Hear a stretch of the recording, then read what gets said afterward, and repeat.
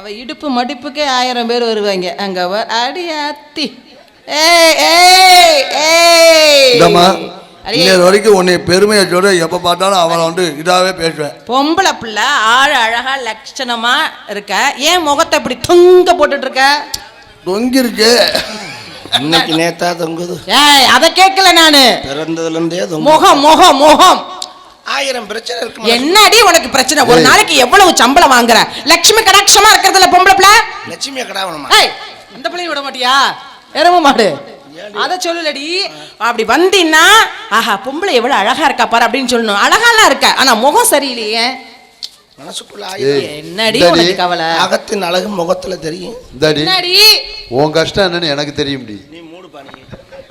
நீ எந்திரச்சு போ அந்த பக்கம் முதல்ல. அப்ப அதுல விட்டு கூட இதுல விட்டு கூட. சரி எங்க காட்டுக்கு போறீங்க? ஆமாண்டி நானும் வர்றப்பா.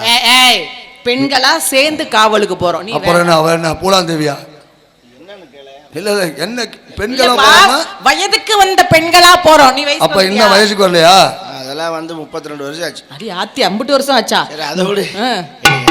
நான் இந்த வரைக்கும் தினக்காடு பார்த்ததே இல்லப்பா. பொய் சொல்ல. வேற என்ன காடு தான் பாப்பேன். நான் போனது பூராமே ஆர்எஸ்பதி காடு, கருவ காடு.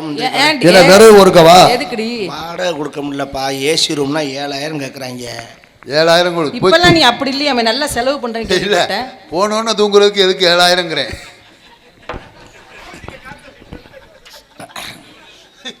மைண்ட் வாட்சிங் என்னடி பேசி என்கிட்ட பேசிடி. எங்க அண்ணன் என்ன மிரட்டுற? பேசி என்கிட்ட. ஒன்னு கிழிச்சேன். என்னடி வந்து போனோன்னு தூங்குறேன். இப்ப எல்லாம் கர்ணன் பரம்பரை ஆயிட்டேன்னு கேள்விப்பட்டேன்.